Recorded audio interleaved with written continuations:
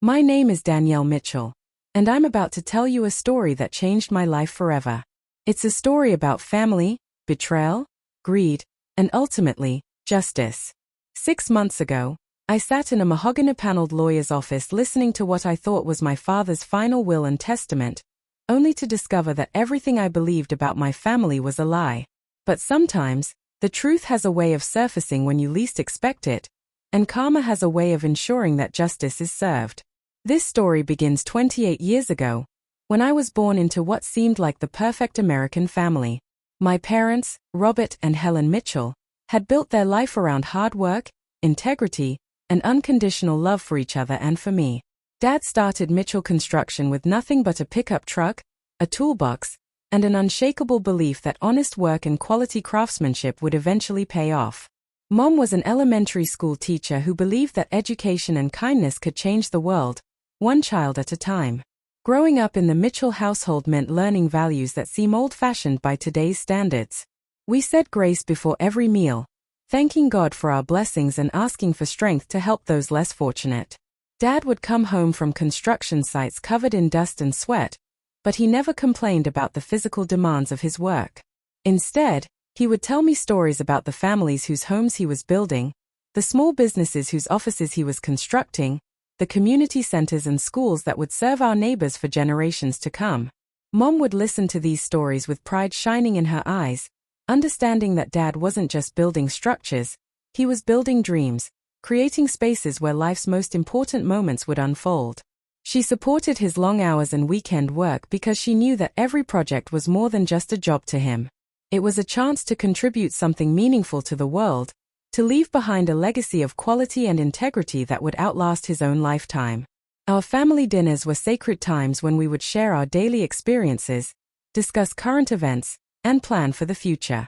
Dad would ask me about school, helping with homework and encouraging me to pursue my interests with the same dedication he brought to his work. He never pushed me toward the construction business, but he made sure I understood the satisfaction that comes from building something with your own hands, from solving problems through creativity and persistence. When I was 8 years old, Dad started taking me to construction sites on Saturday mornings. I would wear a child-sized hard hat and safety vest, feeling incredibly important as I watched the crews transform empty lots into beautiful homes and useful buildings. Dad would explain every aspect of the construction process, from foundation laying to final inspections, teaching me that attention to detail wasn't just about perfectionism. It was about respect for the people who would live and work in these structures for decades to come. These Saturday morning visits became some of my most treasured childhood memories. I learned to recognize quality materials, to understand the importance of proper planning, and to appreciate the skill required for different construction trades. More importantly, I learned about leadership by watching how Dad interacted with his employees. He treated every worker with respect, regardless of their position or experience level. He listened to suggestions, acknowledged good work, and addressed problems with fairness and understanding. Mom would often pack elaborate lunches for these Saturday adventures, complete with homemade sandwiches, fresh fruit, and her famous chocolate chip cookies. She understood that these trips were about much more than showing me Dad's work. They were about building the bond between father and daughter, creating shared experiences that would shape my character and values. She never complained about spending Saturdays alone, recognizing that this time was an investment in my future and in my relationship with Dad. My father, Robert Mitchell, was a successful businessman who built his construction company from nothing into a multi-million-dollar enterprise. He was a hard-working man who believed in fairness, integrity, and taking care of family. Growing up, I admired everything about him: his work ethic, his principles, and his unwavering dedication to doing what was right. He taught me that success meant nothing if you achieved it by stepping on others, and that family bonds were sacred above all else. The turning point in our family's story came when I was 13, and Mom began experiencing unusual fatigue and persistent headaches. What started as occasional complaints about feeling tired after long days at school gradually escalated into something much more serious. Dad insisted on the best medical care available, taking Mom to specialists in the city and pursuing every possible treatment option. The diagnosis, when it finally came, hit our family like a devastating earthquake. Mom had an aggressive form of brain cancer, The kind that doctors discuss in hushed tones while carefully avoiding making promises about the future. The oncologist explained treatment options with professional compassion, but I could see the worry in Dad's eyes even as he maintained an optimistic demeanor for Mom's sake. He immediately rearranged his work schedule to accompany Mom to every appointment, every treatment session, every consultation with new specialists who might offer hope. The next 2 years became a blur of hospital visits, experimental treatments, and moments of hope followed by crushing disappointment. Dad hired the best medical team money could buy, flew Mom to treatment centers across the country, and explored every alternative therapy that showed even the slightest promise. He mortgaged properties, liquidated investments, and spent every available dollar in pursuit of a miracle that never came. During this period, I watched Dad transform from a successful businessman into a devoted caregiver who would do anything to save the woman he loved. He learned to administer medications, became an expert on cancer treatments, and somehow managed to maintain both his business and his role as Mom's primary supporter. His strength during those dark months was incredible, but I could see the toll it was taking on him physically and emotionally. Mom faced her illness with remarkable courage and grace, more concerned about Dad and me than about her own suffering. She continued teaching as long as she was physically able, finding purpose and joy in her students even as her own health deteriorated. She spent countless hours talking with me about life, values, and the importance of supporting Dad after she was gone. These conversations were heartbreaking but precious, creating memories that I still treasure today. The final months were the hardest. Mom required round-the-clock care, and Dad refused to consider placing her in a facility despite the recommendations of well-meaning friends and medical professionals. He converted our living room into a comfortable medical suite, hired private nurses for the times when he absolutely had to be at work, and spent every possible moment by her side. I helped as much as a 15-year-old could, learning to manage medications and provide basic care while trying to maintain some semblance of normal teenage life. Mom passed away on a Tuesday morning in spring, surrounded by Dad and me and filled with the love that had defined our family for my entire life. Her final words were expressions of gratitude for the life she had lived and requests for Dad and me to take care of each other. Dad held her hand as she slipped away peacefully, and I knew that part of him died with her that day. The funeral was a testament to the impact Mom had made during her 43 years of life. The church was packed with current and former students, fellow teachers, parents whose children she had inspired, and community members whose lives she had touched through her kindness and dedication. Dad delivered a eulogy that captured her spirit perfectly, speaking about her passion for education, her love for our family, and her belief that every person had the potential to make the world a little better. After Mom's death, Dad threw himself into work with an intensity that worried me.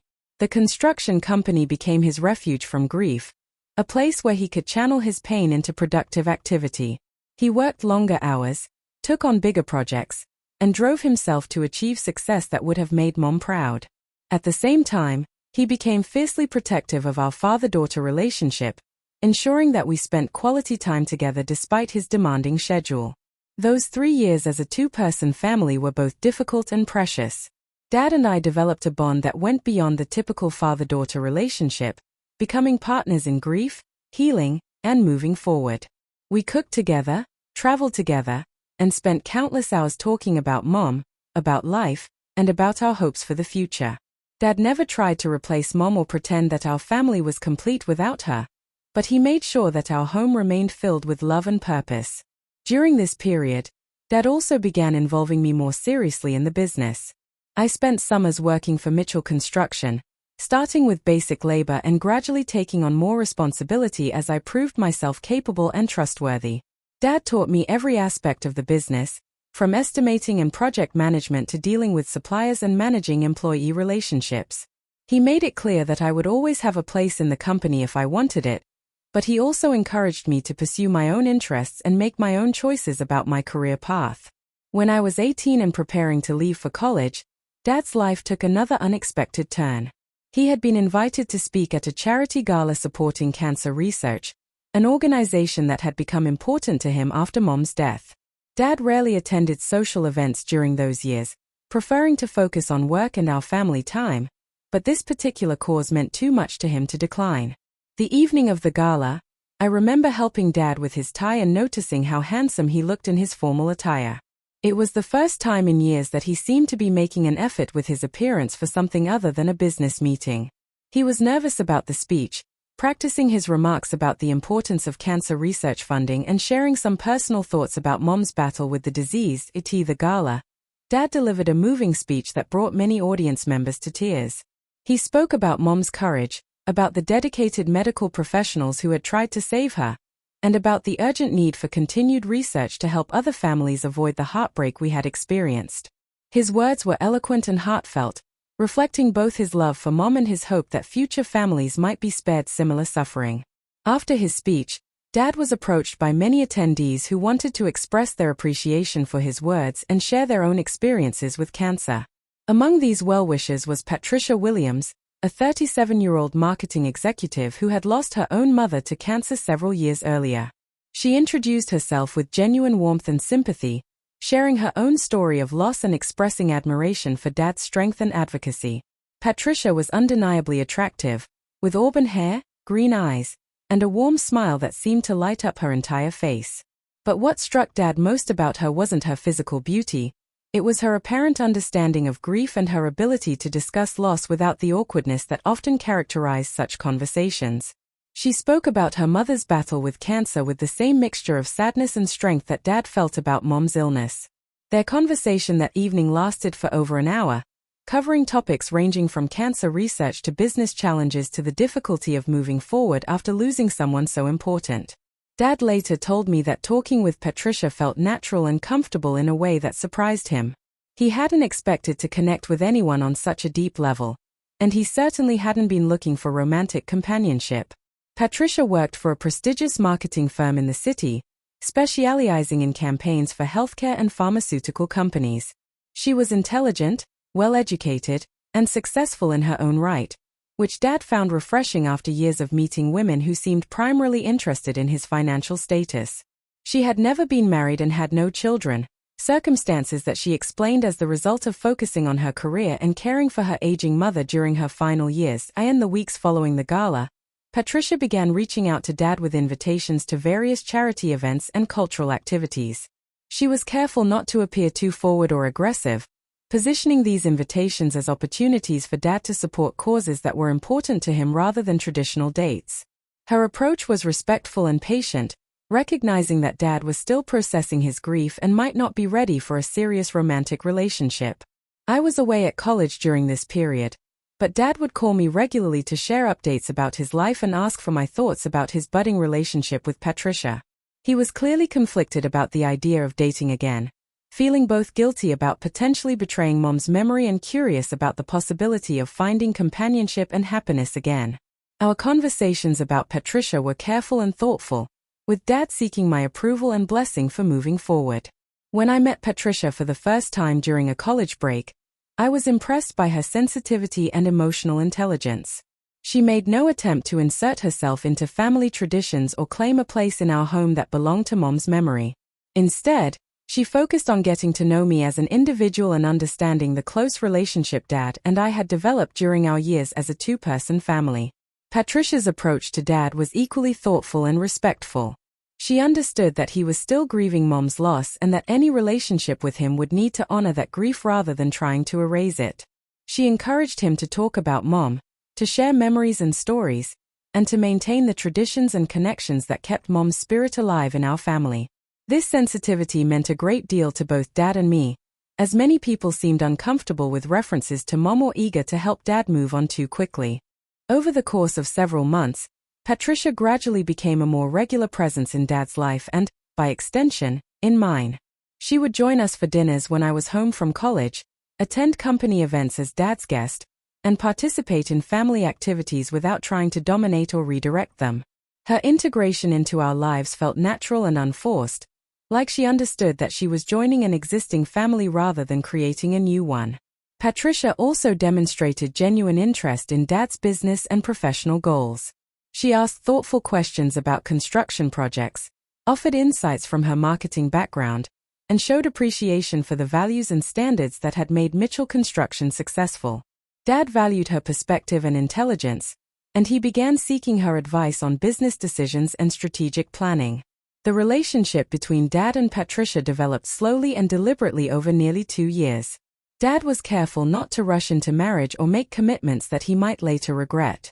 He wanted to be certain that Patricia truly understood and accepted the central role that Mom's memory would always play in his life, and that she was genuinely committed to building a life together rather than simply seeking financial security.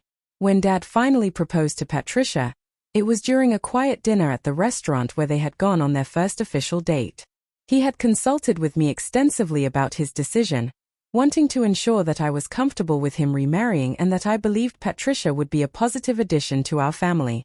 I gave him my wholehearted blessing, genuinely believing that Patricia cared for him and would treat both him and Mom's memory with respect.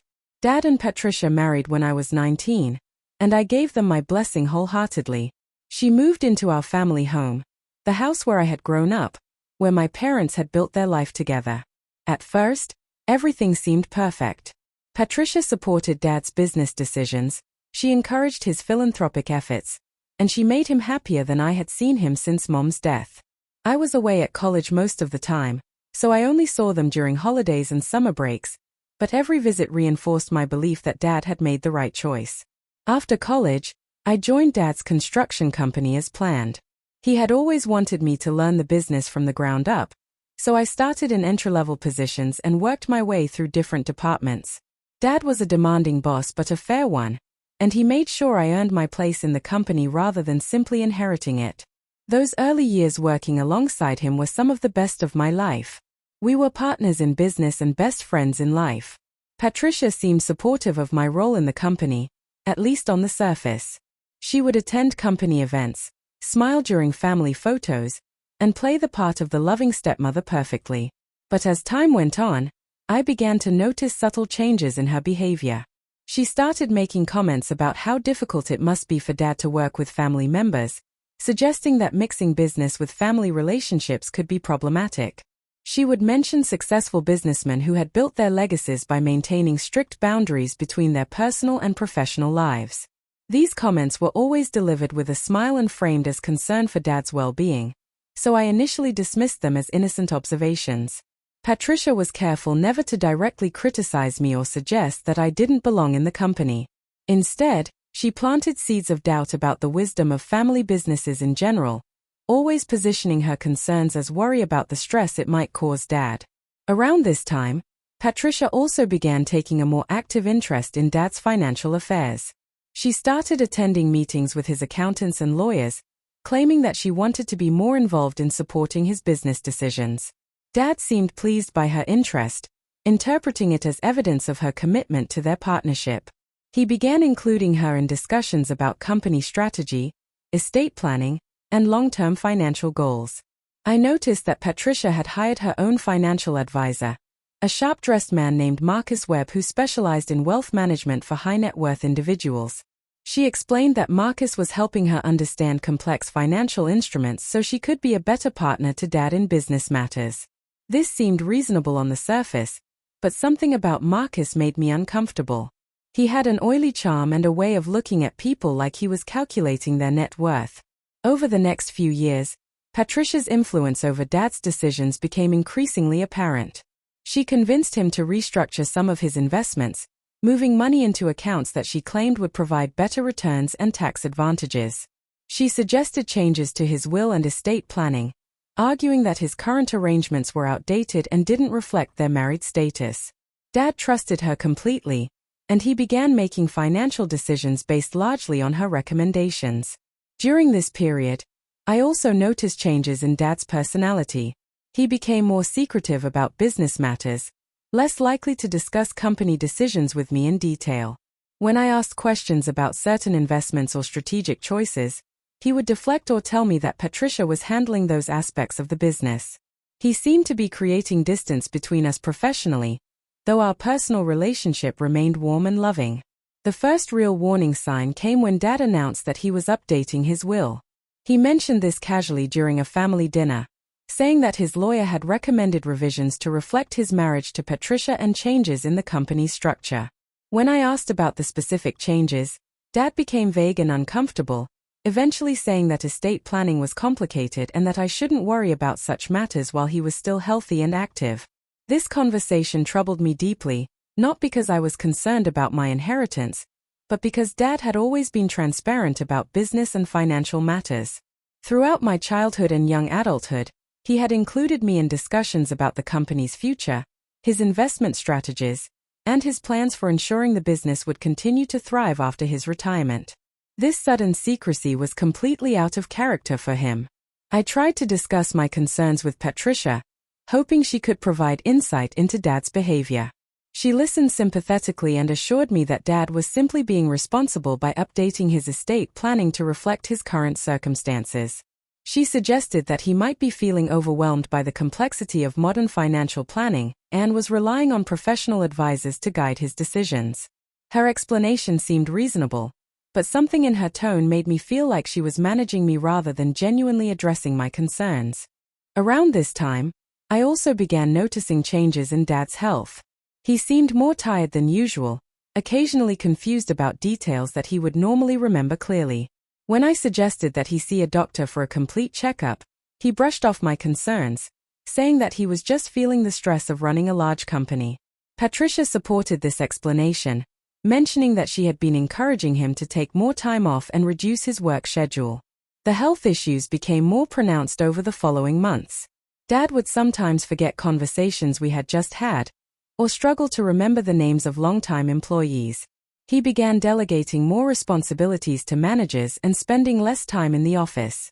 When I expressed concern about these symptoms, both Dad and Patricia assured me that they were normal signs of aging and work-related stress. I suggested that Dad undergo comprehensive medical testing to rule out any serious health conditions, but Patricia discouraged this approach.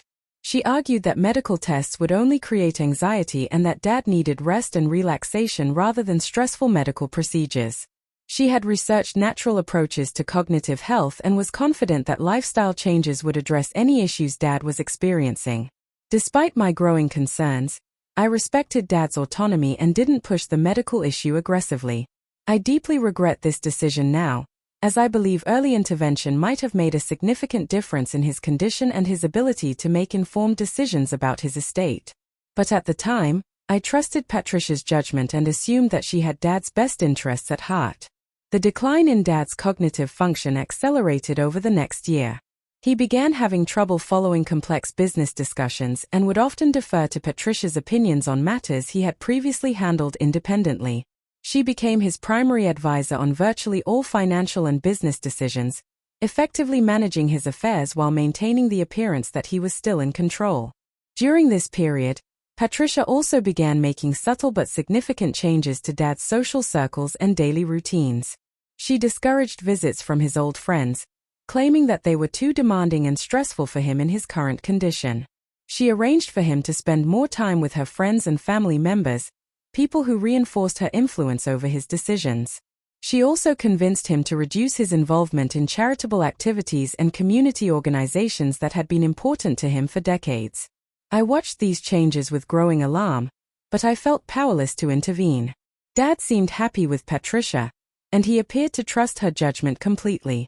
When I tried to discuss my concerns with him privately, he would become defensive and suggest that I was being overprotective.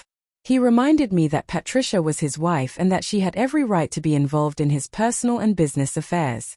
The situation became more serious when Dad announced that he was planning to retire from active management of the company within the next 2 years. This news shocked me, as he had always said that he intended to work until he was physically unable to continue. When I asked about his plans for the company's future leadership, he said that those decisions were still being finalized and that Patricia was helping him evaluate the best options for ensuring the business's continued success. I assumed that Dad was planning to transition leadership to me, as we had discussed many times over the years. I had been groomed for this role since childhood, and I had proven myself capable through years of hard work and successful project management. However, when I tried to discuss the succession plan with Dad directly, he seemed uncomfortable and evasive, eventually saying that such decisions required careful consideration and professional guidance. It was around this time that Patricia began making more overt suggestions about my future with the company. She mentioned that young professionals often benefited from exploring opportunities outside their family businesses, gaining experience and perspective that would make them more valuable leaders in the long term. She suggested that I might consider taking a position with another company for a few years, broadening my skills and proving my abilities in a different environment. These suggestions were always framed as career advice meant to help me reach my full potential, but I began to suspect that Patricia was trying to distance me from the company during a critical transition period. I discussed this concern with Dad, but he seemed to view Patricia's suggestions as evidence of her care and concern for my professional development. He encouraged me to consider her advice seriously, saying that outside experience might indeed make me a stronger leader. The final 18 months of Dad's life were marked by rapid cognitive decline and increasing isolation from his former life. Patricia hired private nurses to care for him at home, claiming that this arrangement would be more comfortable and less stressful than hospital care. She controlled access to Dad, screening visitors, and limiting the length and frequency of visits from friends and family members. During this period, I was allowed to visit Dad regularly, but always under Patricia's supervision. Our conversations were monitored, and Patricia would often interrupt or redirect discussions that became too complex or emotional. Dad seemed confused about many aspects of his business and personal affairs, often asking me to explain things that he had previously understood perfectly. It was heartbreaking to watch this brilliant, strong man struggle with concepts that had once been second nature to him. I begged Patricia to arrange for comprehensive medical evaluation and treatment, but she insisted that Dad's doctors were satisfied with his current care plan. She produced letters from physicians confirming that Dad was receiving appropriate treatment and that his condition was being managed effectively. When I asked to speak with these doctors directly, Patricia said that medical privacy laws prevented such communications without Dad's explicit consent, which he was no longer capable of providing clearly. The end came suddenly, though Dad's overall decline had been obvious for months. Patricia called me one morning to tell me that Dad had passed away peacefully in his sleep. The funeral arrangements had already been made, she explained, according to Dad's specific wishes that he had expressed during his final months. The service was small and private, attended only by immediate family and a few close friends. I was devastated by Dad's death, but I was also relieved that his suffering had ended. The brilliant, vibrant man I had known and loved had been gone for some time, replaced by someone who struggled with basic cognitive functions and seemed trapped in confusion and frustration. I grieved not only for his death, but for the months of decline that had preceded it. The will reading was scheduled for 1 week after the funeral. Patricia, her attorney Marcus Webb, myself, and Dad's longtime lawyer, Harold Jenkins, gathered in Mr. Jenkins' office for the formal reading of the last will and testament. I expected the process to be emotional but straightforward. Dad had always been organized about his affairs, and I assumed his final wishes would be clearly expressed and legally sound. Harold Jenkins appeared uncomfortable as he prepared to read the will, shuffling papers nervously and avoiding eye contact with me. This seemed strange, as he had been Dad's lawyer for over 20 years and had always been friendly and professional in our previous interactions. When I asked if everything was all right, he simply nodded and said that we should proceed with the reading. The will that Harold read that day was completely different from anything Dad had ever discussed with me. According to this document, Dad had left the entire estate, including the family home, the construction company, and all financial assets, to Patricia. I was mentioned only briefly, receiving a token inheritance of $50,000 and some personal items of sentimental value. As Harold read these provisions, Patricia's reaction was immediate and unmistakable. She smiled broadly, then began to laugh, not a polite chuckle of surprise, but a genuine expression of joy and satisfaction. Her laughter continued as Harold detailed the extent of her inheritance, and she made no effort to hide her pleasure at the outcome. When the reading concluded, she looked directly at me and expressed mock sympathy for my disappointment, suggesting that Dad must have had good reasons for his decisions. I sat in stunned silence, unable to process what I had just heard. This will contradicted everything Dad had ever told me about his intentions for the business and the family assets. Throughout my life, he had consistently expressed his desire for me to continue his legacy, to build upon the foundation he had created, and to maintain the company's reputation for integrity and quality work. The provisions in this will also seemed completely out of character for Dad's general approach to fairness and family responsibility. He had always believed that inherited wealth should be earned through demonstrated competence and commitment, not simply given without regard for the recipient's qualifications or character. The idea that he would leave everything to Patricia, who had no experience in the construction industry and no demonstrated interest in the company's mission, seemed impossible to believe. When I attempted to discuss my shock and confusion with Harold Jenkins, he became defensive and evasive. He insisted that the will was legally valid and properly executed, and that Dad had been competent when he signed the document.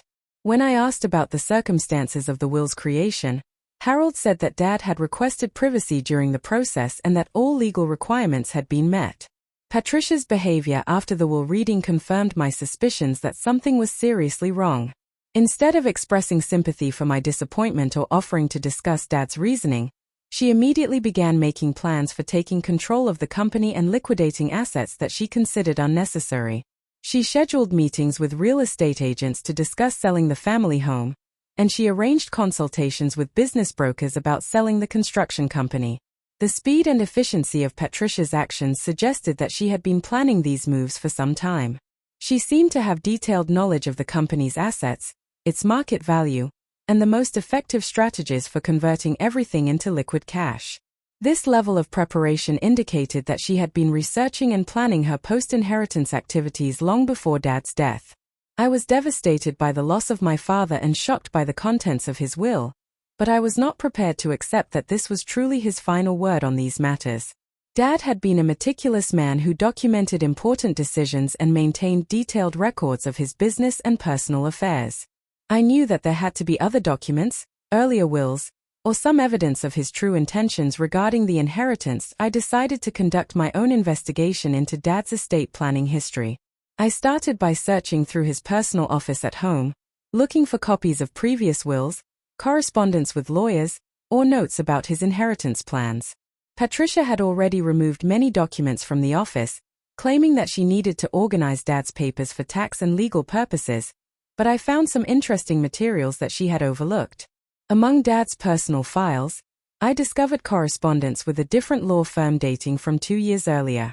These letters referenced estate planning services and will preparation, suggesting that Dad had worked with another attorney on inheritance matters. This was significant because it indicated that the will Harold Jenkins had read might not be Dad's only testament, or even his most recent one. I also found notes in Dad's handwriting outlining his vision for the company's future and his hopes for my role in continuing the family business.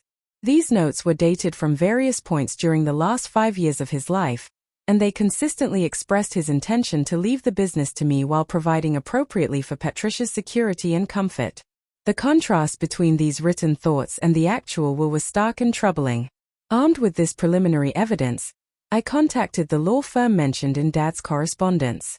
The attorney who had worked with Dad, Margaret Chen, confirmed that she had prepared a comprehensive will for him approximately 2 years before his death. This will had included detailed provisions for the business succession, specific bequests to various charities, and careful arrangements to ensure that both Patricia and I were provided for according to our respective needs and contributions. Margaret explained that Dad had been very clear about his intentions during their meetings. He wanted to ensure that Patricia would be financially secure for the rest of her life, but he also wanted to preserve the family business and pass it on to someone who understood its values and mission. He had specifically mentioned his concerns about people who might view the business only as a financial asset to be sold rather than as a legacy to be continued. According to Margaret, Dad had been mentally sharp and decisive during their meetings, showing no signs of the cognitive decline that had characterized his final months. He had asked detailed questions about estate planning strategies, tax implications, and legal protections for his intended beneficiaries. He had also specifically requested that the will include safeguards against potential challenges or attempts to manipulate his estate planning decisions. The will that Margaret had prepared included a provision that it could only be superseded by a subsequent will that contained a specific phrase known only to Dad and Margaret. This phrase was designed to prevent unauthorized changes to his estate plan, particularly during any period when his mental capacity might be compromised. The will that Harold Jenkins had read did not contain this phrase, which suggested that it might not be legally valid according to Dad's specific instructions. Margaret agreed to meet with me to discuss the situation in detail and to review the documentation she had prepared for Dad. She was clearly concerned about the discrepancies between Dad's expressed intentions and the will that had been read, and she wanted to ensure that his true wishes were honored. She explained that estate disputes involving cognitive decline and potential undue influence were unfortunately common, and that the legal system provided mechanisms for addressing such situations. During our meeting, Margaret showed me the complete file of her work with Dad, including detailed notes from their conversations, drafts of various will provisions, and correspondence about his specific concerns and objectives.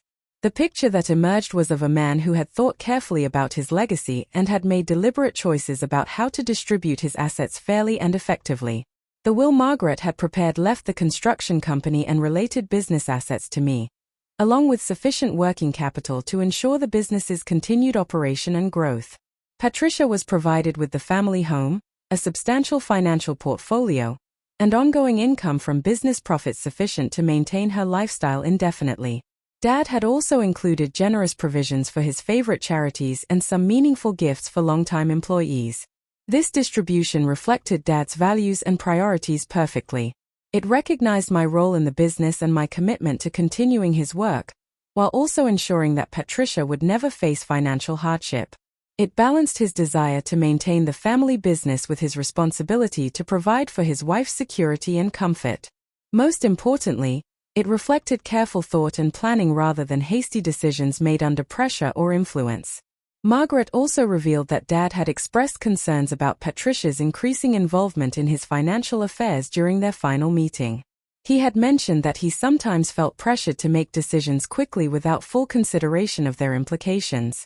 He had specifically requested that Margaret prepare documentation that would prevent any unauthorized changes to his estate plan, even if he appeared to consent to such changes in the future. These revelations convinced me that the will Harold Jenkins had read was not Dad's true final testament, and that Patricia had somehow manipulated the estate planning process during Dad's cognitive decline. I decided to challenge the validity of the probate proceedings and to present evidence of Dad's earlier will and true intentions. The legal challenge was complex and emotionally draining, requiring extensive documentation and expert testimony about Dad's mental state during different periods of his final years. Margaret provided crucial evidence about Dad's capacity and intentions when he had worked with her, while medical experts reviewed his health records to establish a timeline of his cognitive decline. The investigation also revealed disturbing evidence about Patricia's activities during Dad's final months. Financial records showed that she had been moving money between accounts, liquidating investments, and making changes to beneficiary designations on various policies and accounts. These activities suggested a systematic effort to redirect Dad's assets according to her own preferences rather than his stated intentions. Most damning was the discovery that Patricia had arranged for Dad to meet with Harold Jenkins during a period when his cognitive impairment was severe and his judgment was clearly compromised. Medical records from around the time of the will signing showed that Dad had been experiencing significant confusion and memory problems, making it unlikely that he could have made informed decisions about complex estate planning matters. The court ultimately ruled that the will Harold Jenkins had read was invalid due to undue influence and Dad's impaired mental capacity at the time of signing. Margaret's earlier will was recognized as Dad's true final testament, and the estate was distributed according to those provisions. Patricia received substantial assets as Dad had intended, but she did not gain control of the business or the family home.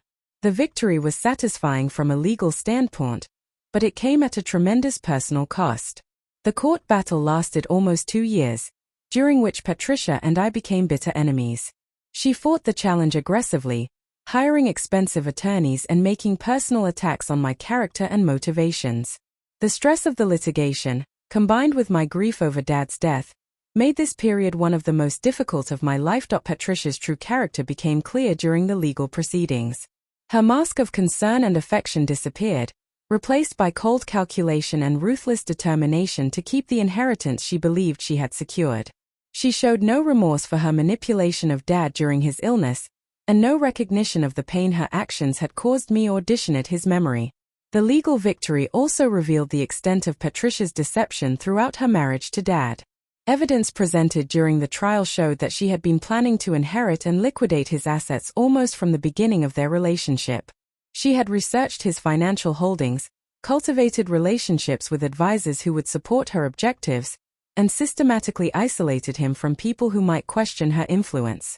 The investigation uncovered a disturbing pattern of financial manipulation that had begun within months of Patricia's marriage to Dad. Bank records showed that she had gradually gained access to various accounts, initially for legitimate household expenses but eventually extending to investment decisions and business transactions. She had convinced Dad to name her as a beneficiary on life insurance policies, to add her name to property deeds, and to restructure his investments in ways that would benefit her after his death. Perhaps most troubling was the discovery that Patricia had been in contact with Marcus Webb, her financial advisor, for several years before Dad's cognitive decline became apparent. Email communications between them revealed detailed discussions about Dad's assets, his business holdings, and strategies for maximizing her inheritance.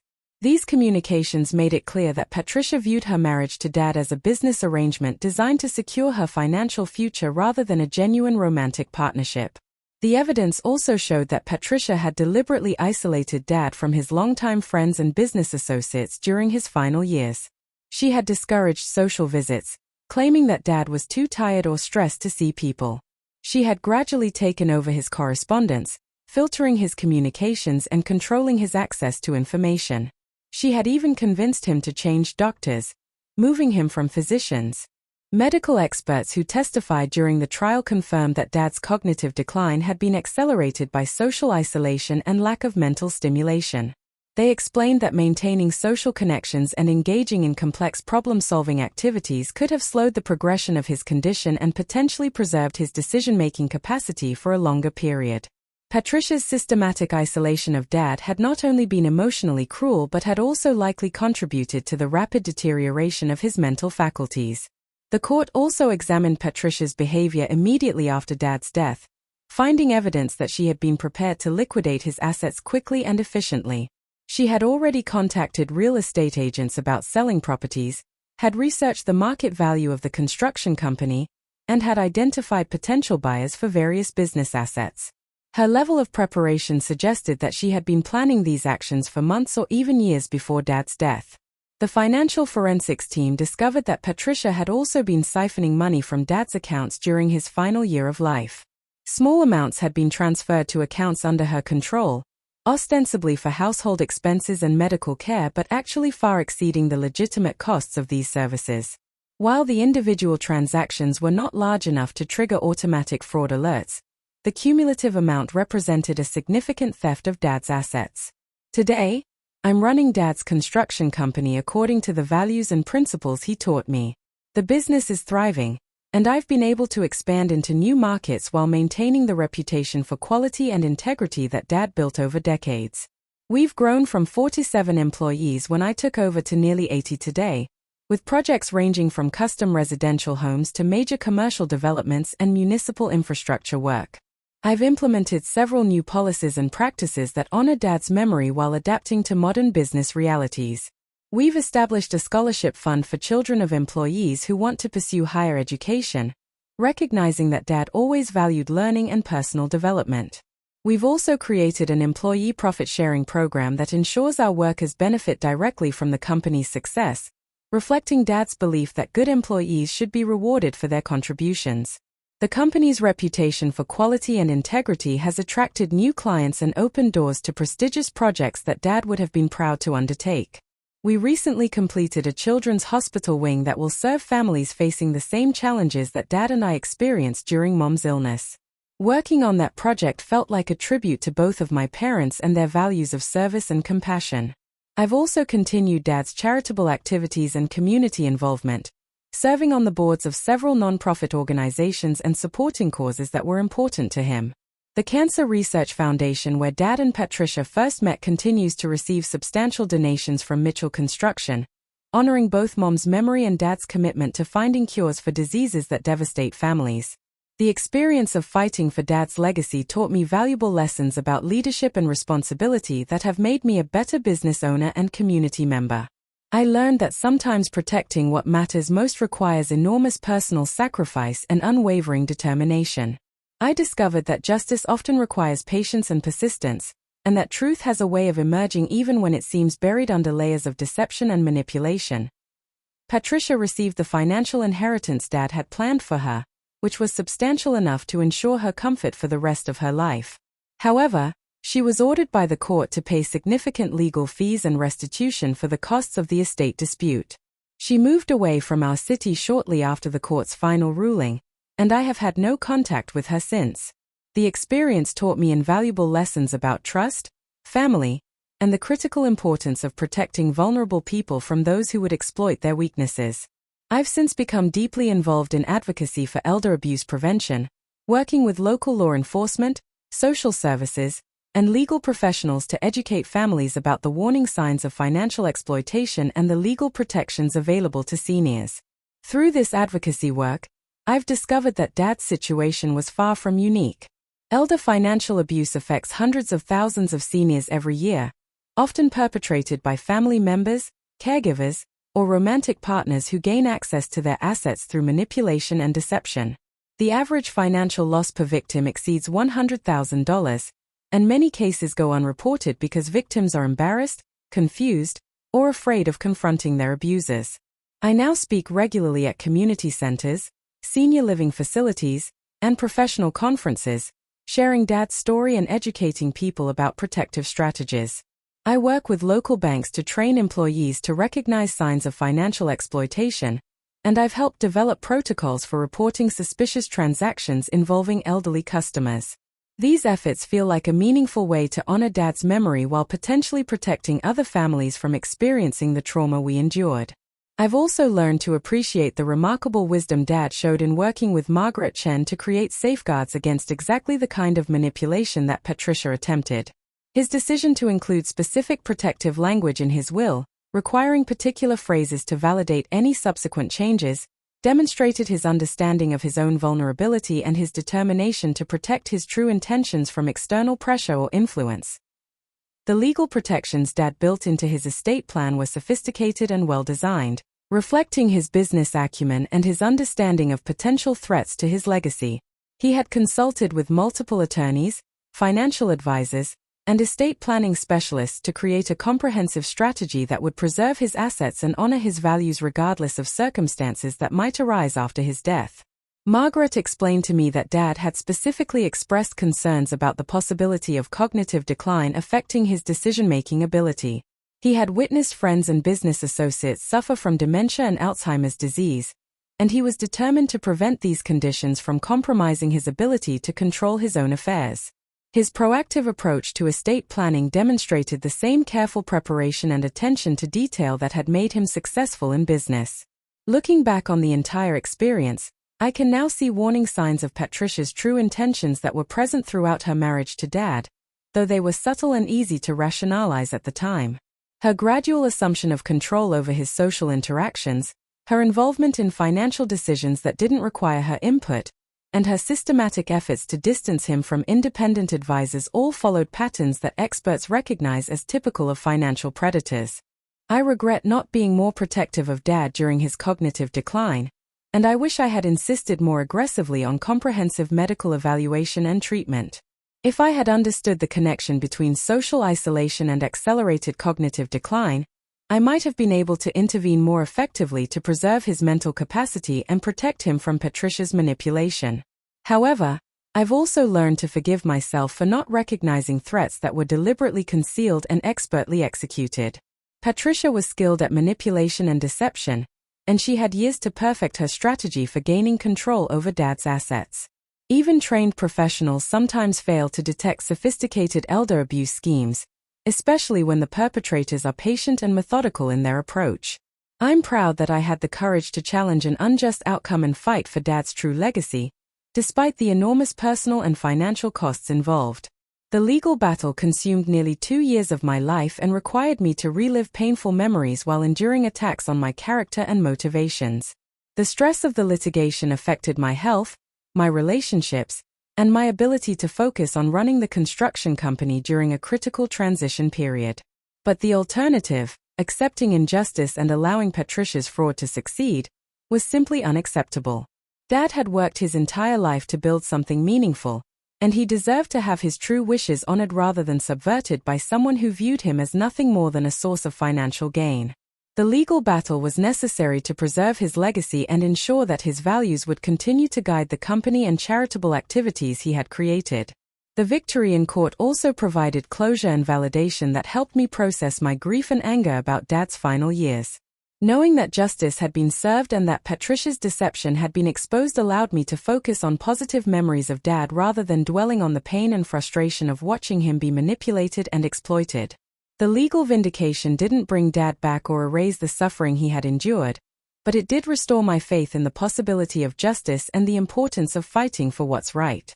The experience also strengthened my appreciation for the legal system and the dedicated professionals who work to protect vulnerable people from exploitation. Margaret Chen, the prosecutors who presented our case, and the judge who ultimately ruled in our favor all demonstrated commitment to justice and fairness that gives me hope for other families facing similar challenges. Most importantly, the entire ordeal reinforced my understanding of the values that Dad had tried to instill in me throughout my life. His emphasis on integrity, fairness, and standing up for what's right proved to be not just abstract principles but practical guidance for navigating the most difficult situation I had ever faced. The strength I found to fight for his legacy came directly from the lessons he had taught me about the importance of doing what's right regardless of the personal cost. The construction company that Dad built continues to grow and thrive, providing good jobs for hundreds of employees and quality construction services for our community. Every project we complete is a testament to his vision and values, and every success we achieve honors his memory and validates his decision to trust me with continuing his legacy. Patricia thought she had won when Harold Jenkins read that fraudulent will, and she laughed at my shock and disappointment. She believed that her manipulation and deception had secured her future at the expense of Dad's true wishes and my rightful inheritance. But justice has a way of prevailing when people have the courage to fight for what's right, and truth has a way of surfacing even when it's been buried under layers of lies and manipulation. In the end, Patricia's greed and dishonesty led to her downfall, while my determination to honor Dad's memory and continue his work led to vindication and success. The real will, Dad's true final testament, prevailed over the fraud that Patricia had orchestrated, and his legacy remains intact for future generations to build upon. This experience changed me profoundly, teaching me about the importance of vigilance in protecting those we love, the power of persistence in pursuing justice, and the ultimate triumph of truth over deception. Dad would be proud to see how his business has continued to grow and thrive, and he would be satisfied to know that his real wishes were ultimately honored despite the attempts to subvert them. Sometimes the people closest to us are capable of the greatest betrayals, but sometimes the justice system works exactly as it should to protect the innocent and punish the guilty. Patricia's laughter at that fraudulent will reading was premature. She celebrated a victory that was built on lies and manipulation, and that victory was ultimately stripped away when the truth came to light. The real will, the one that reflected Dad's true love, values, and intentions, was worth fighting for, and I'm grateful that I had the strength and resources to see that fight through to its just conclusion. As I reflect on this entire journey, I'm struck by how much I've grown as a person through this ordeal. The naive young woman who trusted Patricia's carefully constructed facade has been replaced by someone with a deeper understanding of human nature, both its capacity for deception and its potential for justice. I've learned to trust my instincts, to ask hard questions, and to never assume that someone's public persona reflects their true character. The construction company that bears Dad's name continues to be my daily reminder of his values and his vision for how business should be conducted. Every decision I make, from hiring practices to project selection, is guided by the principles he taught me about integrity, quality, and service to others. I often find myself asking what Dad would do in difficult situations, and his voice continues to guide me toward choices that honor his memory. I've also gained a new appreciation for the fragility of life and the importance of protecting the people we love. Dad's cognitive decline happened gradually, so subtly that we didn't recognize the danger until it was too late. I now encourage other families to have difficult conversations about estate planning, medical care, and financial protection before crises arise. These conversations are uncomfortable, but they're essential for preventing the kind of exploitation that Dad suffered. The real will, Dad's true final testament, ultimately prevailed because he had the foresight to build protections into his estate planning and because I had the determination to fight for justice regardless of the personal cost. His legacy lives on not just in the business he built, but in the values he instilled and the example he set for standing up to those who would prey on the vulnerable. Sometimes karma works in mysterious ways, but sometimes it works exactly as it should, rewarding truth and punishing deception, protecting the innocent and exposing those who would exploit them. Patricia's laughter at that fraudulent will reading was the beginning of her downfall, not her moment of triumph. The real will, and the real truth, had the final word.